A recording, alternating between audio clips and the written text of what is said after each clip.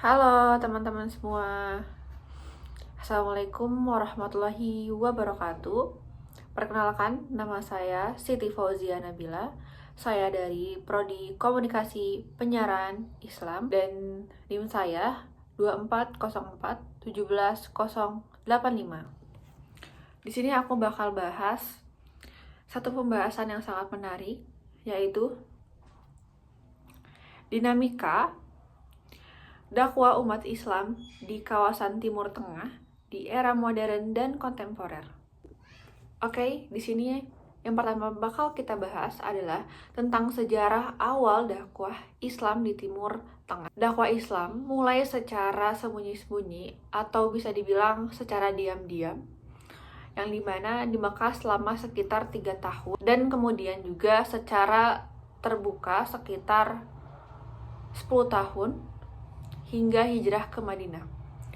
Pada masa ini, Nabi Muhammad SAW mengajak masyarakat untuk berhijrah, yang dimana hijrah itu sendiri adalah secara singkatnya artinya mengajak dari kegelapan menuju ke cahaya, yang dimana mengajak kebaikan kepada masyarakat untuk beriman kepada Allah, meninggalkan segala hal yang Allah larang, dan mengajak masyarakat untuk taat dan mengerjakan segala perintahnya Allah.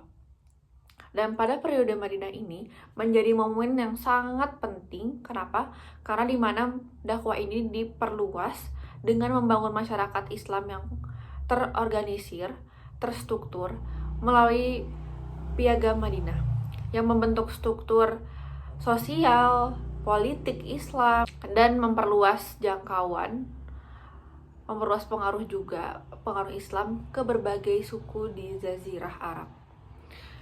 Karena dengan ini kan pasti memperkuat jaringan dakwah dengan adanya program-program ataupun dari struktur sosialnya maupun politik yang akan memperkuat jaringan dakwah. Lalu setelah wafatnya Nabi Muhammad SAW, dilanjutkan oleh para khalifah atau para sahabat Nabi.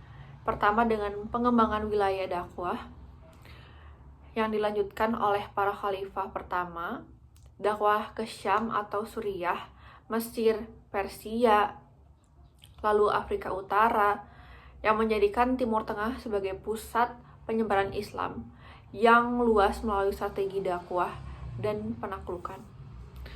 Hal ini pun menjadi suatu proses panjang bagi para pejuang terdahulu gitu untuk menyebarkan ajaran Islam kepada seluruh penjuru dunia. Walaupun memang ini mungkin secara spesifiknya pada pusat penyebaran Islam yang luas di Timur Tengah.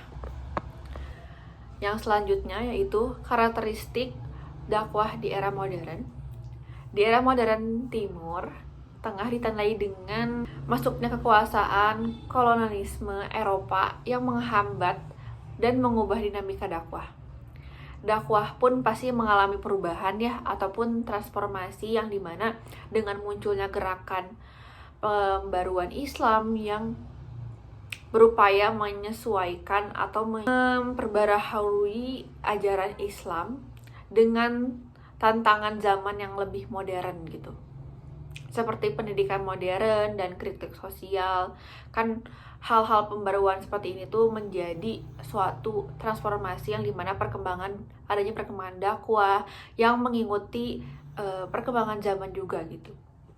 Lalu ada tokoh-tokoh modern juga ya, seperti Muhammad Abduh, lalu Rashid Rida dan Jamaluddin Al-Ghafani, mengembangkan pendekatan secara rasional, reformis, dan kontekstual dalam dakwah guna merespon dominasi. Hal ini pun dengan cara atau misalkan strategi ini pun menjadi satu hal pendukung kuat untuk penyebaran dakwah terhadap masyarakat gitu. Dengan adanya tokoh-tokoh yang sangat berpengaruh, yang berpotensi, itu sangat-sangat membantu dengan adanya penyebar luaskan atau kan visi misi untuk penyebaran luasnya dakwah. Lalu dakwah pun menjadi lebih terorganisir atau lebih terstruktur dan rapi dengan adanya lembaga pendidikan Islam yang dimana secara modern yang pastinya mengikuti perkembangan zaman. Adanya juga penerbitan buku, terus juga adanya majalah, lalu dengan penyertaan penggunaan media cetak sebagai alat penyebaran dakwah. Dengan pemanfaatan secara mengikuti zaman ini pun akan membantu yang dimana penyebaran dakwah akan semakin meluas di seluruh dunia. Karena dengan adanya penyebaran dakwah melalui penerbitan buku, melalui majalah, melalui media cetak, dan lain sebagainya, itu sangat-sangat menjadi alat untuk memperkuat penyebaran dakwah di era modern saat ini gitu. Karena tidak perlu kita dengan mungkin secara langsung, tapi kita bisa melalui alat-alat penyebaran dakwah tadi seperti buku, majalah, untuk menjadi jembatan dakwah atau penyebaran dakwah ke seluruh penjuru gitu.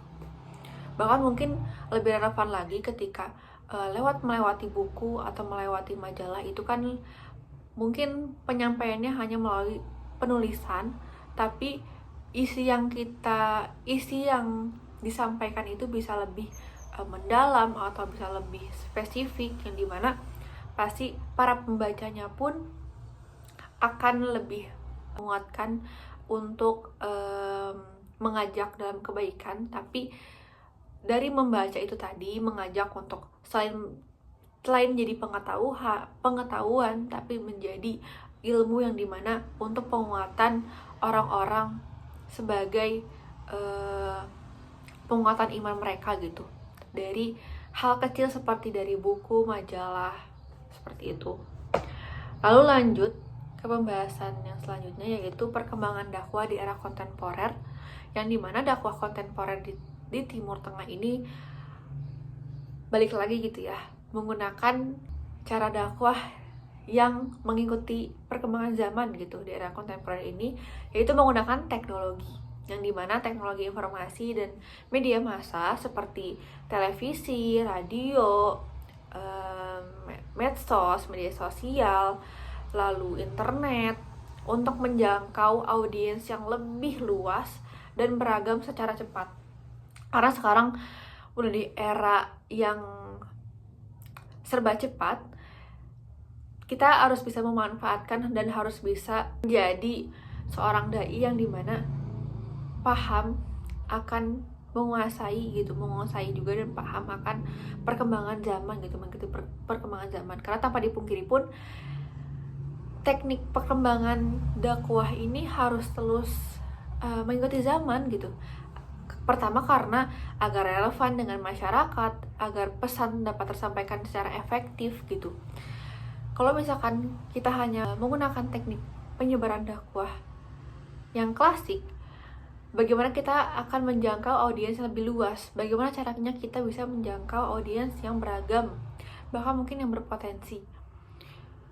Makanya dengan mengikuti perkembangan zaman ini, dakwah akan menyebar luas secara cepat. Lalu dakwah yang sekarang ini pasti banyak banget ya menghadapi tantangan global seperti sekularisme, lalu pluralisme, lalu juga ada modernitas yang menuntut pendekatan dakwah ini untuk lebih inklusif, biologis, dan adaptif terhadap konteks sosial dan budaya. Apa sih sekularisme ini? Sekularisme ini adalah paham yang memisahkan urusan agama dengan kehidupan, sehingga agama menjadi urusan pribadi dan negara bersikap netral terhadap agama. Lalu yang kedua, pluralisme adalah paham yang mengakui dan menghargai keberagaman budaya, agama, dan pandangan hidup di masyarakat, serta mendorong toleransi dan hidup berdampingan secara harmonis. Lalu yang terakhir, modernitas adalah proses perubahan masyarakat menuju kemajuan dalam teknologi, ekonomi, sosial, dan budaya yang menandai pergeseran dari nilai tradisional ke cara hidup yang lebih rasional dan sistematis. Karena tanpa dipungkiri pun banyak sekali tantangan yang bisa kita hadapi ketika di era kontemporer ini gitu.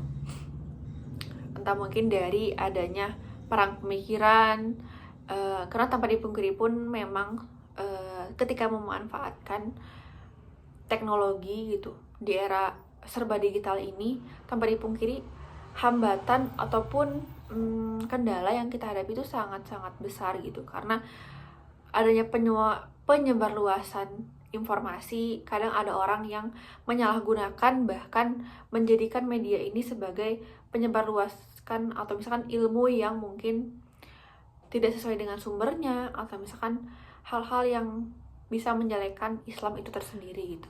Lalu selain tokoh tradisional itu tadi, muncul juga para dai dan organisasi dakwah kontemporer yang menggabungkan metode dakwah klasik dengan strategi komunikasi modern untuk mempengaruhi generasi muda dan masyarakat secara luas.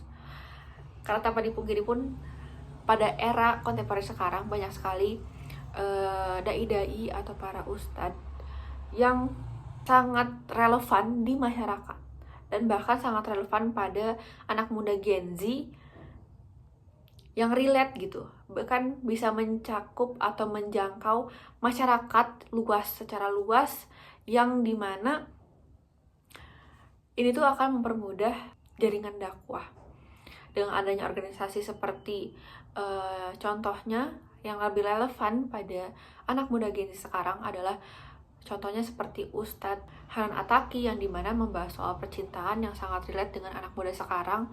Itu sangat-sangat bisa menjangkau anak-anak muda untuk mengikuti atau untuk mengikuti program yang diadain oleh Ustadz Hanan Attaqi, yang dimana sangat relate pada anak-anak muda sekarang. Dengan adanya komunitas ini pun sangat-sangat membantu untuk memperluas jangkauan dakwah kita. Bahkan ada dai-dai yang sangat hebat mengikuti perkembangan zaman, bahkan yang seharusnya juga dai mengupgrade skill baik keilmuannya maupun skill dari dirinya juga, baik mungkin public speakingnya, baik mungkin dari karena dakwah sekarang itu sangat-sangat ringan dan relevan pada masyarakat dan mungkin lebih menyatu dengan pada masyarakat juga gitu. Seperti kita tetap bisa taat, iya, bisa juga have fun juga iya gitu, dimana gaul juga tetap bisa, taat juga iya gitu. Seperti di kegiatan hiking tadabbur alam, yang dimana kita mensyukuri nikmat-nikmat Allah dengan yang tidak meninggalkan kesan kita bersyukur kepada Allah, kita yang tidak mendengarkan ketaatan di situ dalamnya, tapi tetap bisa have fun dengan hiking, dengan tadabbur alam, dengan kita camping atau misalkan muncak dan sebagainya.